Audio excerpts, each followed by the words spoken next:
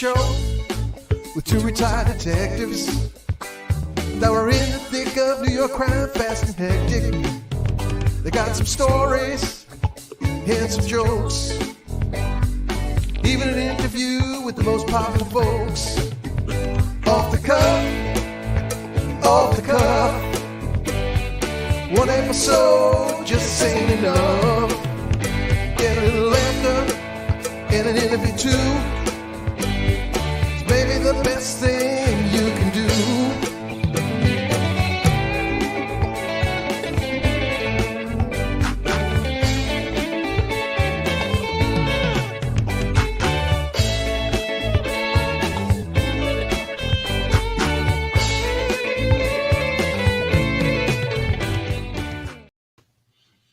Hello, everyone, and welcome to Police Off the Cuff, Real Crime Stories. I'm your host, Bill Cannon, and with me today, and on most days, my co-host, straight out of Brooklyn, Phil Grimaldi. How you doing today, Phil? Pretty good, Billy. How about you? All right, pretty good. We have a special guest. We're going to introduce him in more depth later, but we have Sergeant Steve Gardell from the movie TV unit who's going to talk to us about the use of weapons on movie sets. But first, folks, there's some really breaking news in regards to the Gabby Petito and the Brian Laundrie case, and his attorney Stephen Bertolino has been making the rounds of the media, and really, I think he's probably wishes he never did, because Ashley Banfield had him on last night, and she just literally shredded this guy, and it didn't look good for him, and it didn't look good for his profession. It didn't look good for the Laundrie family, because clearly. I'm not a body language reading expert, but if I had to say someone was lying, this guy was lying just about every other word he said out of his mouth. I want to show you a little bit of part of the interview with Ashley Banfield. And folks, if you're not subscribed to Police Off the Cuff, please go on our YouTube, hit the subscribe button, give us that thumbs up, ring that bell for us. Appreciate that. All right. So I'm going to play a little bit of the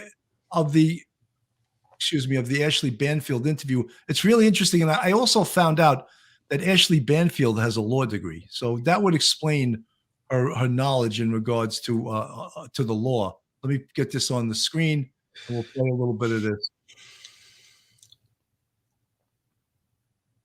No volume, Bill. Okay. Although I got to get sorry, folks, I got to set it up. I always forget to punch up that little box in the corner. That's Billy being the engineer as well as the host. What has been, Roberta Laundrie's demeanor and disposition over the last 4 or 5 weeks? I can tell you she's been very upset. She's again been distraught, and in the last couple of days she's grieving. Fully understand. And again, I'm not going to press you on what was said. I'm, again, trying to go around the outside as best I can to get the color, the essence, and the feel of what the family was going through in those early days between September 1st and September 11th, when Gabby Petito was declared missing. And even thereafter, up until the 13th, when Brian himself left for the hike and didn't come back. I guess all I'm trying to get a feel for is that the family meeting with you were can I put it this way? When you had the family meeting with them via electronics, was it a happy occasion? Often I tell people as an attorney, I often don't get to deal with that unhappy. Did you see the? I get this, everyone. An attempted. I'm sorry, but did you see? Did you see the deep breath he took there? Was it a happy occasion? Are you getting ready to answer the question, or are you getting ready to tell a big gigantic lie? That's what we would like to know, because we're gonna watch that again. It looks like he was about to poop in his pants. Oh my God, it's just incredible. And when you see, as I said, we're not body language experts, but just watch this. You're using a term happy that I would never use. What I can tell you is every conversation's been serious. Every conversation that I've had, as any attorney would have with their client, doesn't necessarily border on happy. And I don't mean to beat you up on the use of that word, but what I can tell you is I'm not at liberty to discuss anything prior to September 11th. You know, you can ask me many different ways, but I'm going to keep giving you the same answer. You know, all of that is going to be attorney-client privilege. Anything after Without September 11th, divulging, sure. Without divulging anything they said, were they at least all three of them, you know, able to engage with you and fill you in on their perspectives of anything that you were discussing? on September 12th and September 13th, yes, absolutely. All three of them could fill you in on how things were going within the household. Your discussion as a group was, you know, was full and rich, and you could get a feel for what was happening in that household through your conversation with the three of them. I had private conversations with Brian. I had private conversations with Chris, and I had private conversations with Chris and Roberta separately. I can tell you that, you know, yeah, I had an understanding of you know, how the house was functioning at that point in time. But you didn't have the family together, the family unit together to find out how they were coping as a unit. There were a couple of conversations where, you know, all, you know, three members of the family in that household were together. Yes. Okay. So presumably, and what days were those conversations? Because it's, you know, the mood and the change in what happened in the dynamic of that family is important. What days did you have those conversations where you knew how all three of them were feeling at the same time? I would say Sunday the 12th and Monday the 13th. So those are critical days. Can you tell me the demeanor of Brian Laundrie on the 12th and on the 13th? And when I ask you about demeanor, I'd like to try to get specific. Did he seem suicidal? No. And I literally just spoke to the family, Chris and Roberta, maybe 45 minutes ago. And, you know, we repeated this conversation or that question. And, you know, Brian was not, you know, outwardly suicidal. And what Mrs. Laundrie, what Roberta just said to me, she goes, you know, how do you really know, you know, what do you really know what somebody's thinking? And, you know, we can suspect what their mood might be, but what do you really know what's going on inside? And I can tell you that, you know, Brian was alert. He was coherent. You know, when he was speaking with me, I had no inclination or indication that he would hurt himself. I have heard you say on other interviews just in the last 24 hours that he was grieving.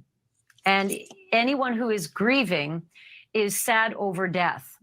Was he sad over the death of Gabby Petito when he was grieving prior to going out on his hike, from which he did not return?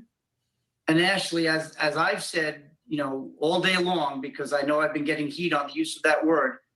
Yesterday was a very long day. The day before that was a long day. All right, let's not belabor this, Phil. You know, first of all, it's not believable that he had no interaction with the family till the 12th. That is totally not believable. The other thing, he used the word that Brian was grieving. Now, you can't pull that back once you said it. He said it because, you know, they didn't find Gabby's body till the 18th. So how was he grieving on the 12th or the 13th? Because you know something that you're lying about right now. What do you feel about this, Phil? Well, first off, I think that this Bertolino, this type of stuff that he's involved in is way above his pay grade. I would love to see how Joe Murray would have handled something like this. Now, I know Joe may be watching. If he's not, we know he's an expert criminal defense attorney. He's also a retired member of the police department. So I don't think he would have answered the questions in a way that Bertolino did. He was being led around. She walked him into a couple of traps and he slipped up. And one of them is that he's saying that Brian was grieving. What was Brian grieving about? When you use that word, it's only in one context. He's grieving about the loss of someone, and it's obviously Gabby that he referred to. He screwed up. You know, that's my opinion on it. You know, he should really take the advice that he gives to his clients. Yeah. Don't talk. But he's trying to, you know, he's trying to get his ticket punched, and he's going on all the television shows, and basically he's stepping on it. He's stepping on it, you know, as we say, I won't use that word, but he's stepping on his proverbial, you know what? Yeah. And I'm going to show one more little snippet here. And his body language here is also says a lot. I think every searcher who was out there will attest to that. So people with firsthand knowledge of the conditions of that park have said that this was under 2 to 3 feet of water, and yet still John Q. Public can't get it in their head that these areas were inaccessible, and the items that were located today, or I should say yesterday, perhaps couldn't be seen. So we're not just saying it. I'm not just saying it. The FBI is saying it. Everyone is saying it. And yet these platforms are still running amok with these ludicrous and I have to say, you know, nonsensical theories of the parents planting things there. I mean, enough is enough. Steve, you know, when does it stop? When do people... Yeah, we are here today, though, because of the disappearance of Gabby Petito and ultimately her death. You know, the Petito family has been very critical of the laundry. So I want to play you a short clip of the Petito family. I want to get your reaction on the other end. I believe they know probably, if not everything, they know most of the information. I would love to just face-to-face ask, why are you doing this? And just tell me the truth. You know this family, you're representing them. How would you describe the laundry's interaction with law enforcement? So, as I mentioned a couple of times today to other news organizations, today is not the day to discuss the Gabby Petito case. I understand that that was the impetus, that is the reason why all this is happening. But that doesn't explain why people come up with these nonsensical theories as to yesterday's events and some other events. It doesn't explain, Tom, why major news organizations just yesterday on Fox News, an anchor was accusing me of communicating with Brian with a burner phone until his solar power ran out and I could no longer communicate. That was from an anchor. You had pundits on CNN just last night with all kinds of theories. So my anger and my frustration, and when I say, when does it stop? What I'm saying is, when does it stop that these conjecturists, these theorists, people who have no firsthand knowledge, and specifically with yesterday's events, you have people with firsthand knowledge telling you how this played out, and yet people still don't believe it. So I'm going to focus on that. I'm not going to talk about the Petito family. They suffered. No, Tom, let me finish. Yeah. They suffered a grave loss. And on September 14th, when I first went on video, I said there are two families here that have suffered a great tragedy. There are two young people that have now lost their lives. There are. It stops. I think that's enough. I think that's enough. This guy is like, you know, when you talk too much, you hang yourself with your own words. And, you know, the more he talks, the less believable his story is. And Phil, I'm going to give you the last word on this. Then we're going to move on to the second story about. Yeah, real quick. I mean, I tend to believe the fact that the laundries didn't know or didn't believe that Brian was suicidal. I don't think if they had any indication that they thought he was suicidal, they would have sent him, allowed him to leave to go into that nature preserve. So now, with that said, there's two possibilities. Either A, he killed himself, or he succumbed to some type of either an accident or some type of an animal interaction, a crocodile, whatever. So that's what I think is where we're heading with this thing. The best advice for Bertolino: shut the hell up, get off the news circuit, do yourself a favor. He's just, you know, when you're in a hole and you keep digging, you keep going deeper into the hole. That's what he's doing. You know, Phil, we're now going to cover the tragedy on that movie set in New Mexico where Alec Baldwin shot and killed the director of photography. And why don't you introduce our guest today so our audience will get a firsthand knowledge who he is. Yes, well, we're delighted to have a close friend, Steve Gardell, who's a retired sergeant from the NYPD. He had 22 years of service in the NYPD. He had 7 years as a sergeant in the movie TV unit. Real quick, I'll let him explain it, but the movie TV unit is the unit that oversees any video production, movie production, anything that's going on in the streets of New York City. And he was a sergeant for over 10 years. I actually worked with Steve's dad. I know him for quite a while. And without any further ado, Steve Gardell, welcome to the show. Thank you, Phil. Thank you, Bill. Pleasure to be on the show. Steve, you know, I'm sorry to interrupt you. I'm so hyped up to get on this case. He's fired up. How describe obviously some protocols were disregarded in this case. This, of course, is a tragic accident. However, there are safety protocols, and someone is dead right now. So there has to be an investigation at the level of a homicide investigation to get to the bottom of what happened. Absolutely, absolutely, I agree. And it is a terrible tragedy. Condolences to Helena Hutchinson's family.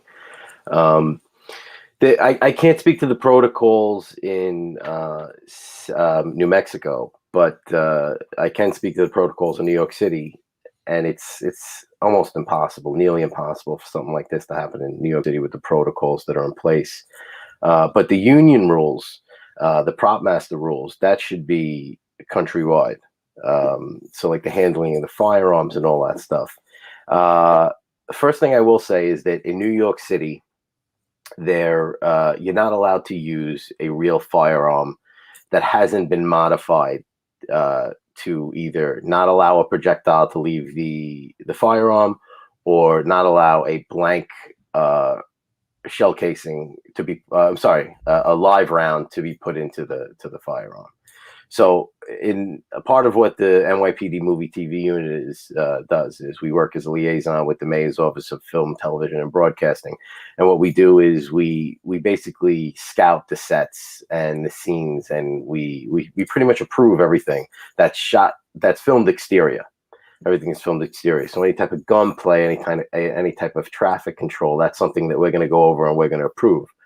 So a big thing is what kind of gunplay is there going to be? Is there going to be what type of load? There's different loads for the blanks. Where are you getting the firearms from? Is there a union prop master? Is there a armorer on set? These are all things that we go over. So if this scene was filming, let's say in New York City, one of the officers from the movie TV unit would be there, and at the beginning of the day, they would get a copy of the permit, which would be given to them by the locations people, or we can print it up from our office. We have access to those permits and have the permit ourselves. And we would and the officer would go through the permit line by line, and there's nothing on that permit that would happen that day without the approval. That's not on that permit, or the approval of a movie TV unit supervisor, such as myself or one of the other sergeants or the lieutenant. So like I said, and now the next thing is that the prop master will come and find the movie TV unit cop on set, and he will say, "Hey, listen, here are the guns that are playing today. Can you inspect them?" Now, Steve, let me stop you right there. Yeah. So someone from the NYPD is going to physically inspect the guns that are going to be used. 100%. Right there, there's a check and balance that is going to preclude a tragedy like this one to occur, because there's a check that I'm sure was not in place in New Mexico. Well, you know what it is. I don't. They probably don't film as much there, so I'm sure they don't have a unit there solely dedicated to film production. So it's and the movie TV unit cops. They're just not regular cops. They've been trained. We go to this place called it's called The Specialist, and The Specialist is probably the biggest prop company in the country, especially on the East Coast. I mean, they're a prop manufacturer. They manufacture firearms. They've created blanks, their own blanks, called the New York Load. That's basically just goes off like a cap gun. So productions can shoot blanks after 10 p.m. and not disturb the public. And they specifically created them for that reason. And it basically recycles the gun, and it gives like a little bit of a noise, but it allows the gun to recycle, and then they could put, if they want a flame, they could put that in post-production. Steve, just hold it. Yeah, I'm sorry. Go ahead. No, hold that thought. I'm going to play this little short video from Fox News here. From a script supervisor on the set, and the script supervisor can be heard blaming an assistant director for failing to make sure the prop gun was safe. Here's a part of that call. So was it loaded with a real bullet or one? I cannot tell you that. Okay. We have 2 entries from a movie gun shot. Okay, we're getting them out there already. Just stay on the phone with me. Okay. Okay. It is AD that yelled at me at lunch because asking about revisions. Did you see him lean over my table and yell at me? She's supposed to check the gun. She's responsible. Deadline is now reporting that there had been a recent accidental discharge of the prop gun on the set. And the LA Times is reporting that crew members walked off the set just hours before the shooting. One crew member was reportedly complaining about gun safety. Tim Clementi is a Hollywood technical consultant and former FBI special agent, and he joins us now. So, Tim, on a legitimate movie set with safety protocols when you're dealing with a prop gun, what would go into something like using a gun during the filming? The first thing, Jesse, is always the safety rules. There's 4 rules of firearm safety that you follow with any gun. Treat every weapon as if it's loaded. Never point a gun at anything you're not willing to kill or destroy. Never put your finger on the trigger unless you're willing to kill or destroy. And always be aware of what's in front of, behind, and around your target. All 4 of those rules were violated on that movie set. And if you follow those rules, nobody's in danger and nobody gets hurt. And I don't know that Alec Baldwin is to blame, the producers, the AD that woman mentioned, the assistant director. There's probably a whole host of people, because this is a cascading set of issues that led to this happening. Clearly, it wasn't just Alec having the gun in his hand. It was him not knowing that it was possibly loaded, him not treating it like it was loaded. And, you know, he bears a little bit of responsibility as a producer on set to make sure these things are being done. And clearly they weren't. So one round, I guess, wounded one person and killed another. Are you thinking it was some sort of ricochet situation? Well, generally the director and the director of photography are in very close proximity to each other on the set. They're usually right next to the camera or right behind the camera or somewhere very close by. And it's possible that it was one round, but possibly not a bullet. There could have been something else, another shell casing that was in the gun. I understand since this is I guess a period piece, that it's most likely that it was a revolver. And so it is possible that the wrong caliber was put in first, or something else was introduced into the chamber, which was still in the chamber, and then a blank was put into the cylinder. The cylinder rotates, the gun fires, and whatever's in that barrel can be projected down the barrel. That could fragment and hit 2 people at the same time, or it could literally go through one person into the other. And it looks like sloppiness because there was another incident apparently days earlier where there was a discharge situation that people were concerned about. And, you know, investigators are going to look at everything. They're going to look at sloppiness. They're going to look at sabotage. I think everything is on the table here. You don't have a loaded weapon on a set like that and treat it that cavalierly without multiple protocols being violated. It's just such a tragedy. And I don't see any sort of real explanation besides little leaks that we're hearing throughout the day. In your opinion, and you're familiar with this kind of situation, what does your gut tell you about what happened? Well, I think there's a failure. There's supposed to be a prop master. There's usually an armorer whenever you have weapons on set. Both of those people are very responsible ordinarily, and they would be the person that you would go to with the weapon before and after you're going to use it. And so somebody should have handed the actor, in this case Alec Baldwin, a weapon and said, Alec, this is loaded. Don't point it at anybody. Don't put your finger on the trigger. When you shoot it, make sure you're pointing it in a safe direction. It's got a blank in it, and this, you know, it can still cause harm. And then Alec should have recognized that. Once the shot is done, the gun is taken away by the prop master, the armorer, or whoever's responsible on set. Clearly, there was none of that. Apparently, during a rehearsal, he was holding the gun in his hand. And I don't know if this accident occurred during the rehearsal or during an actual scene they were filming. But either way, as I said, there's several people that are responsible. And I think one of the reasons we're not hearing a lot of detail coming out is because there could be criminal liability. And Absolutely. I don't disparage any of the people involved as individuals, Right. but there are ramifications when something like this happens, and unfortunately, it can be criminal. Right, and according to the 911 call, it looks like it wasn't the armorer or the prop master that handed the gun. It was the... You know, Steve, one of the things I think that everyone will question is like, all right, we understand that the gun was loaded with a blank. Why or how did a projectile get into the chamber? Well, it could be a similar scenario to the Brandon Lee incident.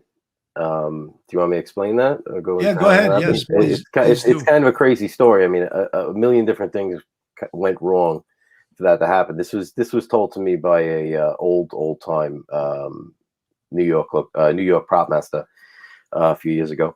So when they were filming the movie, the prop guy needed a dummy round for a scene, and a dummy round is a round that looks like a real bullet, full bullet, but doesn't have any gunpowder. The primer has been used. The prime is dead, and there's no gunpowder in it. And it's a fake bullet, and he needed those, and he didn't have any.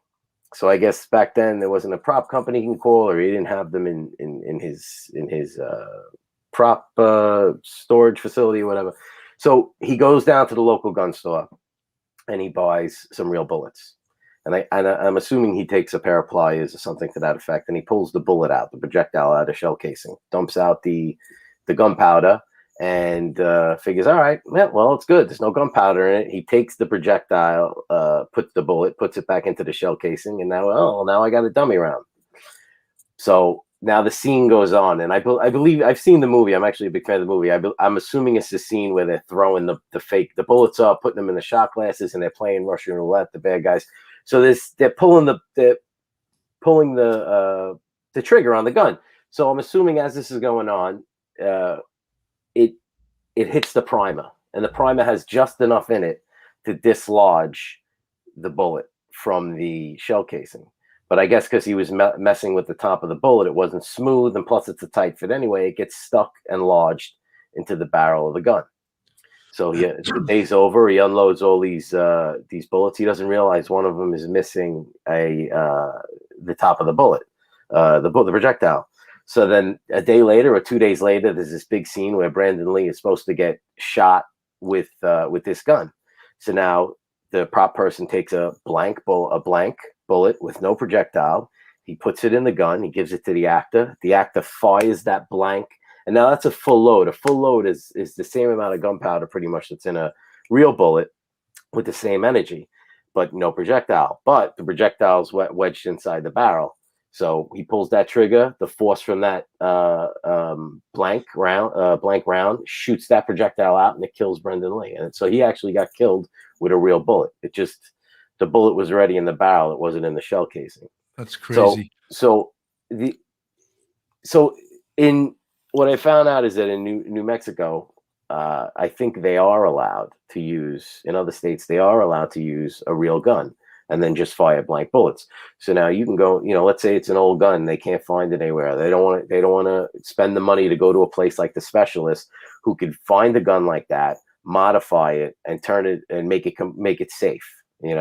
I mean, they're never completely safe, because a gun with a lot of guns that when they're using a full load, if the gun is pressed right against up somebody or this far away and it has a full load blank in it, there is stuff that comes out of it, and there is a flame, and it could kill you. That actually happened to another actor in the 80s. He had a blank gun with a full load in it. There was no projectile, and I think he thought, hey, there's no blank in it. He was playing around. He put it to his head. He shot it, and I think it cracked his skull and shot that piece of his skull into his brain and killed him. Oh, man. So these guns are still dangerous. But Steve, one of the things that we know, and we shake our heads because we all have had extensive firearms training, and the cliches you hear are so true. A gun is always loaded. A gun is never loaded. And as long as I mean, as long as you treat a gun as it's always loaded, you will never have a problem. So if someone says to you, "Oh, don't worry, you can pull the trigger, it's not loaded," you should physically check that gun yourself before you believe that person that said that statement to you. Correct. I just want to go ahead, Steve. I just want to ask Phil something. Phil, yes, this is a horrendous situation, but yet this has to be investigated like a homicide, because it is a homicide. Of course it is. So let's talk about the investigation on this case. Well, just not to interrupt you, Phil, but what they were saying in the news about the first AD. The first AD is the person on the set who's responsible for the safety of the set. But there's really no instance where the first AD should be handing a gun to anybody. The only person that should have been handing the gun to Alec Baldwin is the armorer. and that gun should have been loaded by the armorer if it was supposed to be loaded. Go up to Alec Baldwin right before the scene, not even for the rehearsal. The rehearsal, they could use hands. They don't even need the gun. They usually, when they block out a scene, they just use their hands. They point their hand out. They don't need the gun, especially when it's going to be loaded. Hands the gun to Alec Baldwin. Mr. Baldwin, this gun, this is a hot gun. If you pull the trigger one time, a round is going to come out of it. You know, as soon as they call cut, you give this gun back to me. Don't move, don't turn, don't point it anywhere. Unless the scene would call for more than one shot. But then he would be told, there's 5 rounds in this gun. Okay, you pull the trigger 5 times. 5 blanks are going to go off. As soon as they call cut, do not move, do not go anywhere. Do not leave the set. And the armor is literally off camera and will go and grab that gun. I mean, then that's for 2 reasons. For one reason, obviously, the main reason, obviously, is the safety. And for the second reason, if they want to go again, they want that gun loaded right away. So the armorer is right there on top of the actor. The actor never walks away.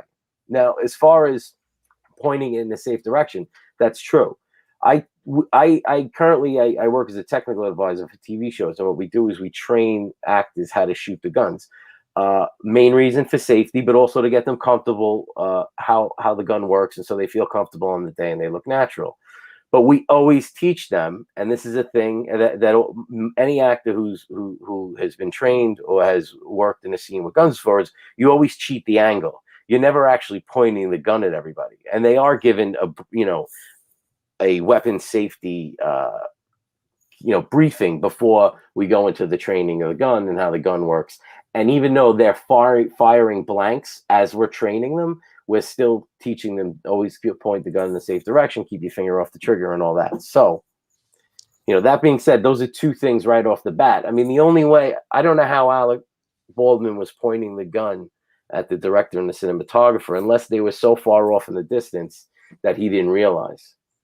Okay. Or they were right behind camera. But usually they put a piece of plexiglass in front of the camera. Look, there's obviously a lot of mistakes in this. Christy P, thank you for the $5 super chat. And she says, I support the New York City Police.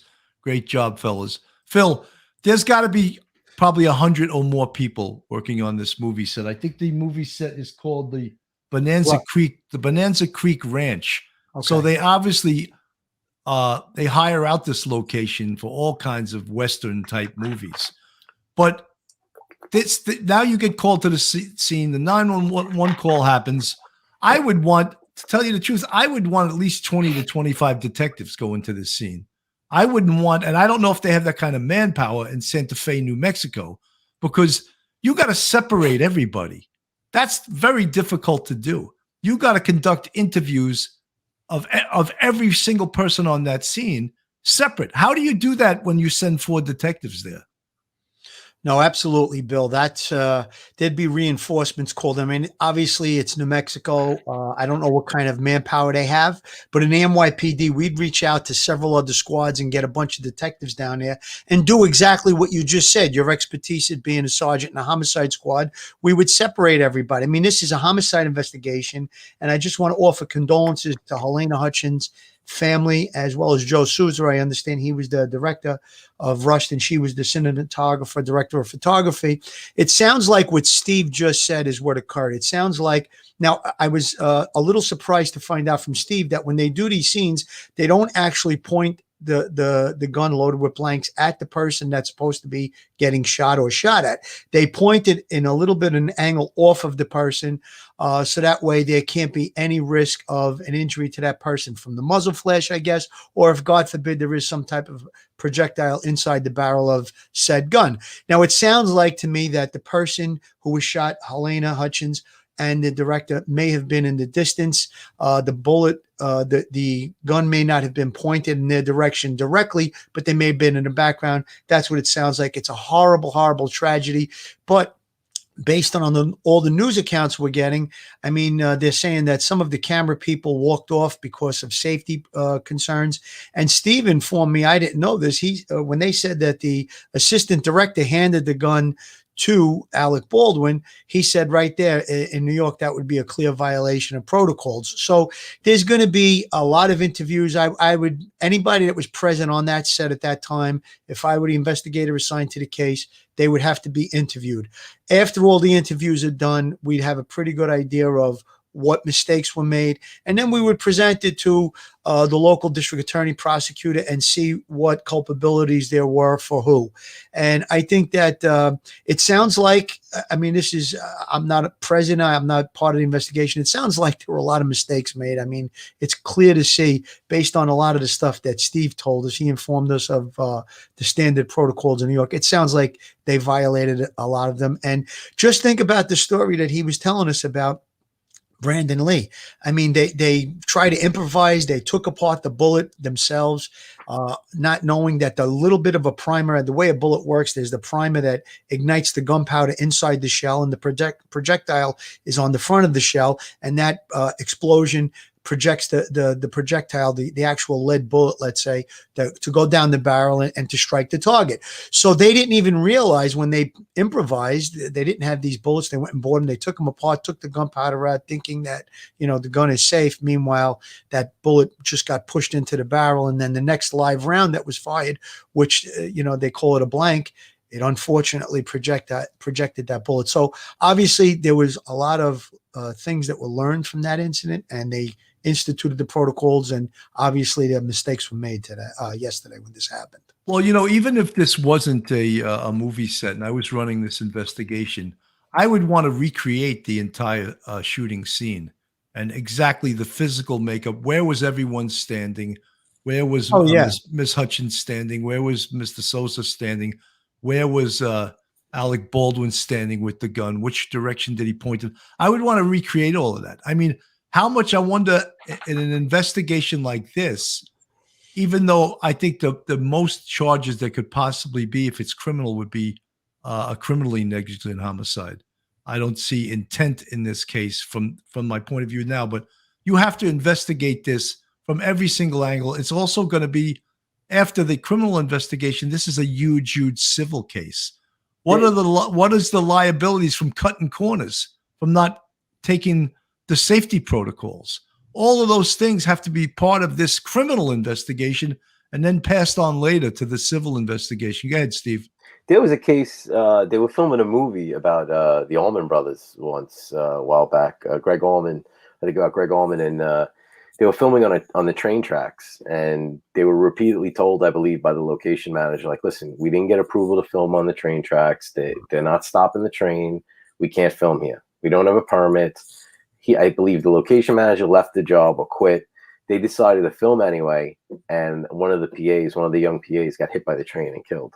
And people went to jail for that. And I'm pretty sure, I'm not positive, you got to look it up, but I think it was the first AD was one of the people, because he was in charge of the safety, that got jail time. So I was just going to bring that up, Steve, that I think based on all this stuff we're going through, my senses are telling me, I agree 100% with you, Bill, that I would want to have a diagram join. And I would when I interviewed each person, I'd say, where were you standing, and mark it off on a diagram so you can recreate the whole scene. But at the end of the day, I think the real culpability is going to fall on the person that decided to make the choice to not follow the safety protocols, because people quit. That tells you something. Somebody wasn't happy with what was going on. So whoever made that decision to say, no, here's the gun, or load the gun, or whatever it was that they did, and we'll find that out in the coming days, I'm sure, that I believe would be the person that could be held criminally. I don't think Alec Baldwin at this point could be held criminally unless he loaded the gun, correct? Yeah, the only way I could see Alec Baldwin being in any type of trouble is if he was the one who loaded the gun, or two, if he was playing around, like if he wasn't doing what he was supposed to, if he was like, even if somebody told him like, hey, hello, this gun's cold, there's no bullets in it, and he was like, oh yeah, ha ha ha, and he pointed it at somebody recklessly and fired it as a joke, and then a bullet went off, then I think he would be in trouble. But he was most likely in the scene doing what he was supposed to be in the scene. It's not his job to check the gun once it's loaded because he's being told it's loaded. But in New York City, or with a good armorer, the armorer would have went up to Mr. Baldwin. Here's the gun. They would have opened it.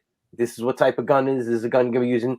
This gun is cold. It's unloaded. They would have showed the chain. They would have opened the chamber of the cylinder of the gun and made it very clear that this gun is unloaded. And most actors will ask. They want to know if they're going to be playing around with it and they're going to be pointing it at somebody at close range and it's supposed to be empty. They want to be shown. I mean, that's my experience, and that's what we train the actors when we do the gun training. Is like, have them show it to you, you know. But the people that I usually train them with are the armorers from the specialists, so they're going to be on the set on the day anyway, and they're like the best. They're the top guys, so they're going to be doing that on the day anyway. So New York really works like a finely, you know, oiled machine compared to probably some of these other places where they don't film as much.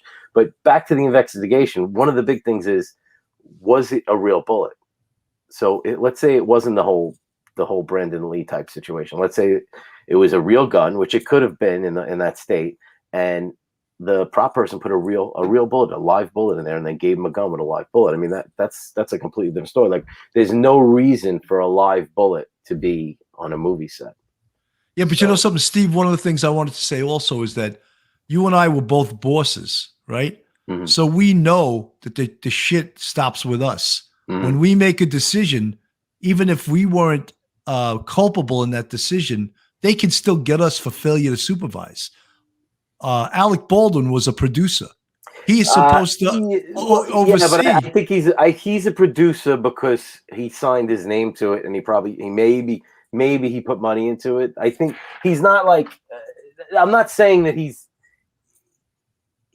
that's not what he's not there overseeing, you know, the where the money's being spent. And my answer to that is tell that to the judge. Tell that to the judge. You know, no, I understand what you're saying, but there's a line producer is the person in charge of the money. I mean, listen, granted, could the studio or somebody above him or the person who's applying the money say something to them, you know, do this, cut this corner, cut that corner? Yeah, it's possible. But the line producer is the one who's, you know, trying to make it happen. And you know, a good line producer is the person who can bring it in on the budget, you know, from my experience working in the movie unit. So a lot of times people don't want to go up and say, hey, listen, we can't do this safely. If we don't get if we don't get more money, we can't do this safely. I mean, a lot of people are afraid to say that, I think, because especially something, Steve, I've seen movie productions in New York City, and they're famous for this. They send homeless people to work security for them overnight to do the no parking detail. No, I know it's true. I've seen it to do the no parking detail, and I'm first of all, they're supposed to be licensed. They're supposed to have a state watch guard license, security guards. No, they're not. They're not security. They're not security. Yeah, I know. Okay, let's call them by a different name. They're holding the park. All they're doing but that's bullshit. They're supposed to be security guards. I'm telling you. I know. Let's go. A multi-million-dollar industry.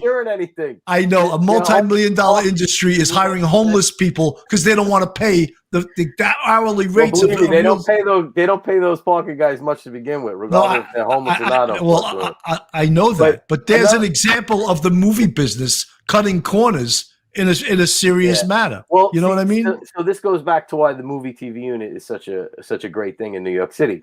So here you talk about they were talking about how they were misfires, which I'm assuming they mean they were accidental discharges of blanks throughout the day. If that ever happened on an exterior New York set, and the cops weren't told, the movie unit cops weren't told, we're gonna do live rounds, because what happens is the cop goes over the radio and says, Central, be advised, the corner of 42nd Street and 3rd Avenue, there's going to be three shots fired by a movie production.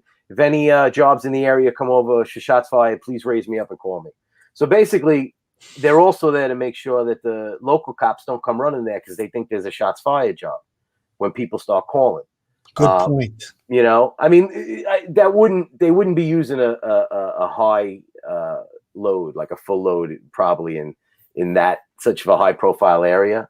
But anyway, it still stands. But the location manager comes to the movie unit cop and says, officer, we're ready to do the live firing. Can we do it right now?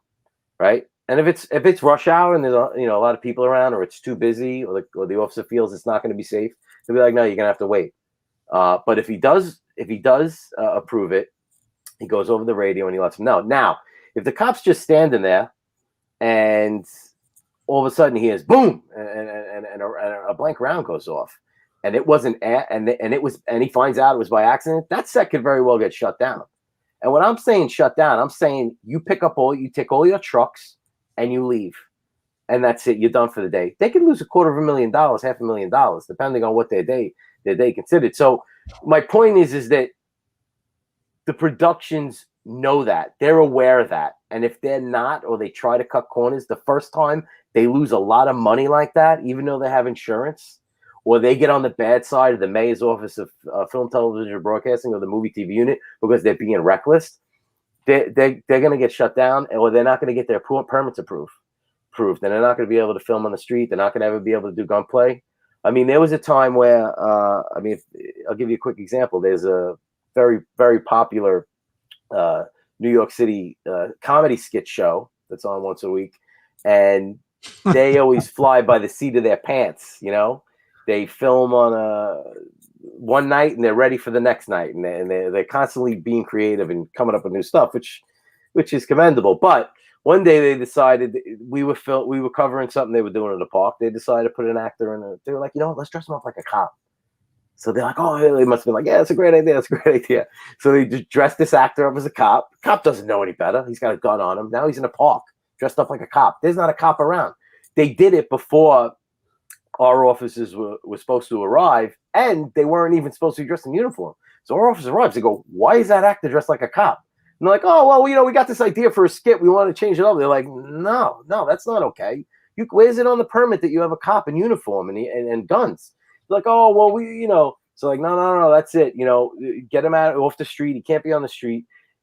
We told the mayor's office of film, television, and broadcasting. They called in the production and the directors and the actor. And I actually went to that meeting, and the actor was there. I was like, why are you here? He's like, oh, they told me to make this right. And the actor was like an up and coming, comedian. And he goes, they told me to make this right. I was like, it's not your fault, right? I go, did you write the scene? He's like, no. I was like, they just told me to get in uniform. So I said, well, you shouldn't do that in the future. It was probably the same. It was probably the same guy that hires the homeless people to do security on overnight parking. On that note, I got to tell you, I used to get a lot of homeless people to jump in the back of a detective car when we needed people for a lineup. Oh, for $5. So I can imagine what they would do. That's the city. That's the city. They're not a production company. Go ahead, Phil. Do your. Have you found yourself in a jam? Are you in need of legal counsel in the New York area? Do you need a victim's advocate? Well, Joe Murray is your man. He's not only an experienced trial attorney, he's also a retired 15-year member of the NYPD. He knows both sides of the fence. His website is jmurray-law.com. That's jmurray-law.com. His telephone number is 646-838-1702. That's 646-838-1702. Or you could email Joe at joe@jmurray-law.com. That's joe@jmurray-law.com. Folks, that's Dee. This is Dee from Dee's Designs. Dee is actually, her profession is a court stenographer, but she has a company, and her company is called Dee's Designs 107. And what better way to honor our first responders than a personalized Christmas ornament that will act as a reminder of their hard work and dedication. Each ornament is 3 by 5 inches wide and can be customized with a name, a badge number, a county, etc. There's also room on the back for an engraved personal message to your favorite first responder. Each ornament has a few different variations depending on your likes. Please contact us and let us help you create a very unique gift for you to give to your first responder. Please leave all details in the customization box for name, etc. on the front of the ornament. If you would like an inscription on the back, leave those details in the customization box as well. You'll receive a confirmation before anything is printed.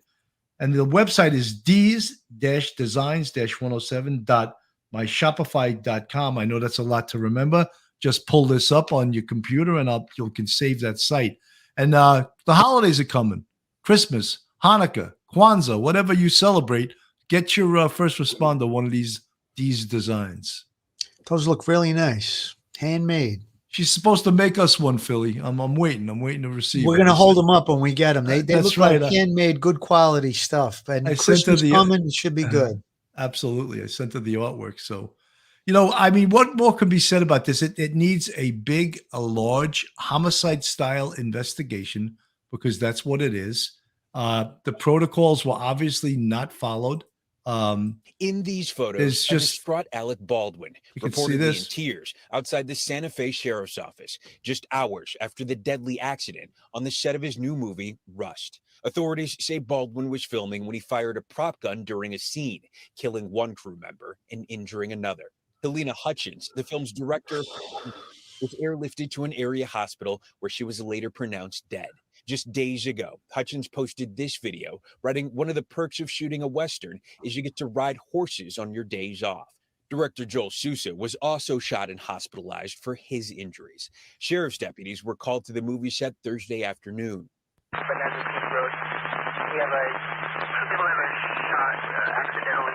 A spokesperson for Baldwin described the shooting as an accident that involved the misfire of a prop gun with blanks. Detectives are looking at what type of projectile came out of the weapon. No charges have been filed, but authorities say the investigation is open and active. The deadly incident happened at Bonanza Creek Ranch, a location in New Mexico used for filming movies and TV shows. Actor Jeff Mead was working on a different set nearby. Sheriffs came down, sit on another set. There was a live gun discharge. Fatal accidents involving prop weapons have happened before. The most high profile in 1993. Actor Brandon Lee, the son of icon Bruce Lee, died during filming on The Crow after he was shot with a prop gun. The incident was considered accidental. Hollywood weapons expert Larry Zanoff says since that time, the industry has put strict new protocols in place. Well, the questions that I would always ask is, were the safety guidelines of our industry followed? Blanks are not designed to do what the final outcome of this was. We need to investigate and find out what went wrong. Baldwin is not only the star of Rust, but also one of its producers. While filming in New Mexico this month, cast and crew members shared scenes from the set on social media. And Thursday morning, just hours before the accident, Baldwin posting this photo with the caption, "Back to in person at the office." And again, after that Brandon Lee incident, these productions have been really strict. First of all, live ammunition never allowed on set. Usually there's a licensed armorer or a prop master in charge of handling any weapons, including the loading of any blanks.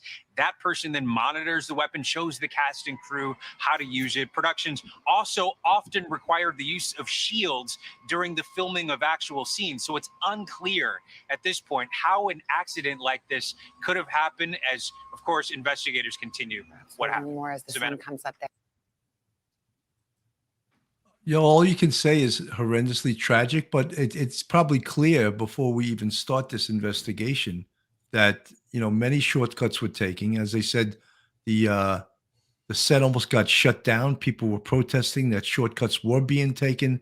So I think an extremely thorough investigation has to be taken. And, you know, maybe they should get the investigators from outside this jurisdiction, get someone, maybe the state police, to do it, because this is a major, major investigation. And I would wonder if you going on the scene as an investigator, are they going to seek counsel? Are they going to have counsel telling them who and what to say? Because don't forget, not only is there criminal liability, there is a huge, huge civil liability in this case. I'd be shocked if the film continues. You know. Yeah, I was thinking that myself. I mean, it's possible, but that Allman Brothers movie that got shut down. That never got filmed again.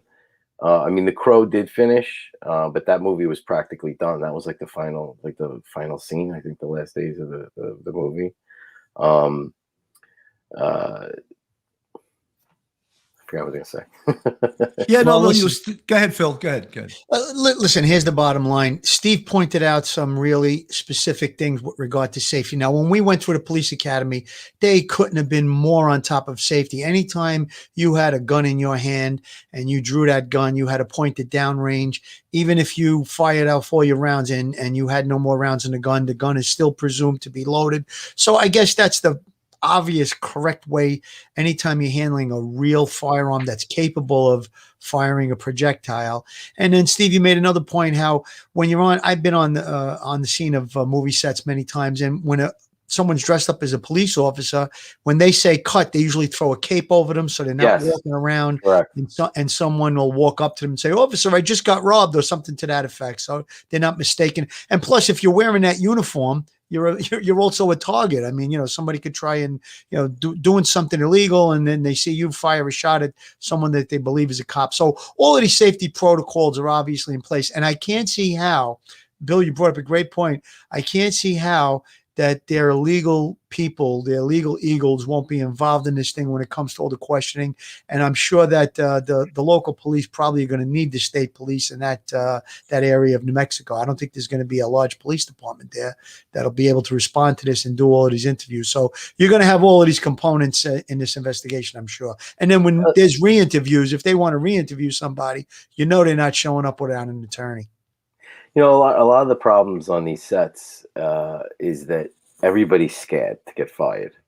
Like everybody's scared that the act they get blackballed in the industry as well. Well, blackballed in the industry, but they just a lot of them are young and they're starting out and they want to do a good job and they think that their god is the first AD and the director. So and I'll give you an example. I'd roll up onto sets, in uniform.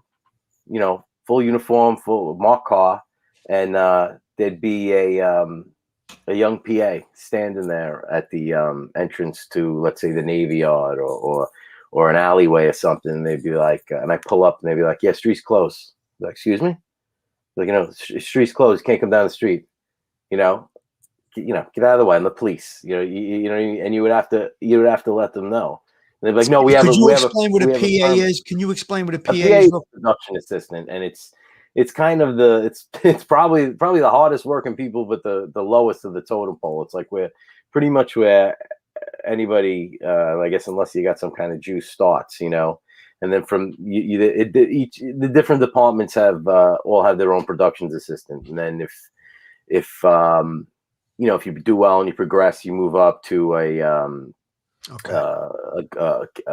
key PA or a second assistant director, and then second assistant director, and then the main goal is to be like a first assistant director, and then I guess be a director and stuff like that. But everybody, it seems, especially it starts from the top too. When there's a great director with a calm presence, then everybody on the set is calm. But if there's a nervous director or a nervous talent or an arrogant talent on the set, everybody's on their toes and everybody's nervous. So the good thing, again, to praise the NYPD, but the praise. Yeah, no, I'm saying, like, the movie TV unit, like, if we're on a set, we could be on a set and Tom Cruise could be screaming, "Let's go!" Let's open, drive the truck or set the explosion off. We're like, no.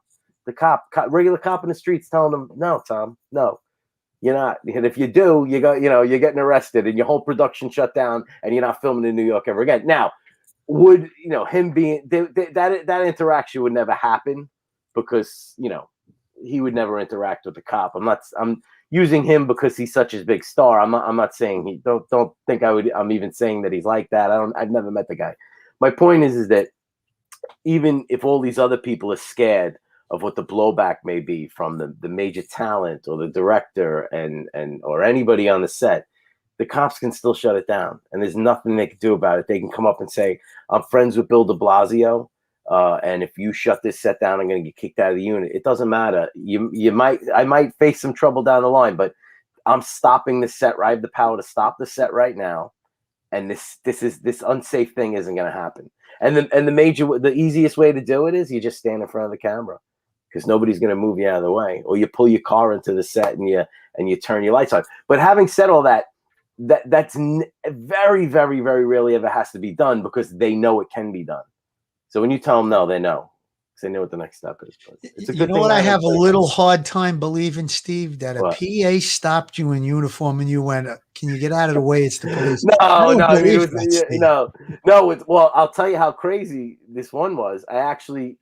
So usually, listen, if they're filming, I'm not an arrogant guy being like, "I got to get in there now." There's no rush. So I'm like, "All right, what are they rolling?" So the PA was like, "Yeah, they're rolling."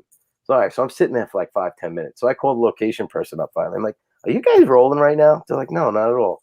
So I wheel it was a yard. I wheel the car to the right, and I start driving. She goes to jump in front of the car. But that's how crazy they are. Like I said, They take it serious. You know, Steve, we've had similar stuff with like risk management in a hospital when a patient dies through negligence of an employee, say someone gave the wrong medication or someone did a job that they weren't qualified to do, resulting in the death of a patient.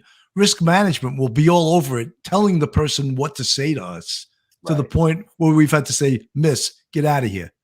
We're not interested in what your lawyers have to say or what you have to say. We want to interview the person that had an interaction with this patient." And you got to see the damage control they try to do. And I'm sure the movie business is probably times 10 because they have lots more money than most hospitals. Yeah, And but you know what? The truth is, a lot of some productions, like The Fast and the Furious, they wouldn't even film here for that one in New York. They just came and did what's called plate shots because they weren't allowed. We don't allow them to drive the cars any faster than 25 miles per hour, and that's because they were doing a stunt on this movie called The Sorcerer's Apprentice in Times Square, and the car went out of control, went right into Chaparros. Wow. So now they can't drive faster than 25 miles per hour. So if a movie thinks that they need to do that, if they can't do some kind of camera trick, they won't film here. yeah, I know that the city has very strict rules, but you know, there has to be like national accountability for, especially for firearms, the use of firearms in movies. You know, just like, go ahead. No, most of the let me just say this. I mean, I'm telling you all kind of like these horror stories that rarely ever happen in New York, but most of the shows, I'm talking about like Blue Bloods, Blacklists, SVU, any of these regular shows that you know, that run, all the power shows, all these shows that run regularly in New York City, they're fine, you know, finely tuned machines. They run perfectly. They get armorers, they do gun training, they follow all and they get done what they have to do, and it's very safe, and it comes out amazing. And you know, it's just got to be done right. Like, people are always asking me, like, well, can we get away with filming this in New York? Can we do this in New York? I'm like, well, if you have enough money and you do everything, unfortunately, that's the way it is, because it costs money to shut down streets and stuff. But if you do everything correctly, yeah, and safely, yeah, you can get it done. But it's got, you know, people don't want to do that. They're, you know, a lot of times when, you know, we always were weary of when LA directors come into New York, or LA first assistant directors, because it's like the Wild West out there. And they don't have a movie unit. What they do is they just hire a retired cop, and a retired cop just kind of sits on the set, and they do whatever they want, because it's so the culture of filming in LA, you know. But Right. here, and they come to New York, and like, well, what do you mean we can't do that? You know, you can't do that. You can't do it like that anyway. So they're very fly by the seat of the pants. And they come to New York, they can't believe that they can't do certain things the way they want anyway. And then they walk away going, wow, wow, wow. Yeah. So, you know, real quick, Bill, there was a movie called The French Connection, and it was filmed in the early 70s, and they just had the 50th anniversary. I think it was, it was the 50th anniversary. And they were talking about they asked for a quote from the director, and he was saying how it was just amazing how they did the chase scene, a lot of the chase scene without permits, just with a stunt driver driving through the regular streets of Brooklyn, 86th Street. And he said it was amazing. Nobody got killed. So obviously a lot of things have changed over the years, and all these safety protocols are in place. And Steve, you made a good point. A lot of production goes on in New York City. Very rarely are these horrible tragedies a problem. So I guess, you know, the movie TV unit's doing their job. Yeah. You know, Phil and I did a show. I won't name the show, but it was on the ID channel, and they wanted to shoot inside a parking lot. So they just bought a parking ticket. And we shot the whole scene inside this parking lot. Yeah. No one was the wiser to Well, know. you gotta get things done, right? Yeah, they pulled 2 vans in there, so the price of an hour parking, they got a free set. Talk about flying by the seat. Very resourceful, that producer. Oh, yeah, he's a real resourceful guy. They did other things like that too, which is amazing. Some other things that they did by the seat of their pants. Yeah, man. Yeah. But thank God it's all good. Yeah, Phil, imagine you said, "Oh, could we use your garage to shoot?" "Oh, yes, that'll be $1,000 a day." "Oh, okay. Well, no, we'll just buy a ticket to park for $10 for an hour." Right. I know the scene you're talking about, Bill. That was the scene with you and I, the one that we worked on. To ID the car. Yeah. Yeah. Right. That was great. That was great. So, Yeah, listen. folks, we tried to give you an inside view of what may have happened on this set, the mistakes that happened, the tragedy that occurred. And, Steve Gardell, who worked in the movie TV unit, New York City obviously has very strict protocols, and they should probably be an industry standard. But, when you're in Rome, people do as the Romans, So when you're outside of New York City and you're in a place, that's a little looser, people are going to do things like they want to do. The other thing is, folks, if you're not subscribed to Police Off the Cuff, please go on our YouTube, hit the subscribe button, give us a thumbs up. We have a Patreon, 3 levels. We also have a membership. You become a Police Off the Cuff family member.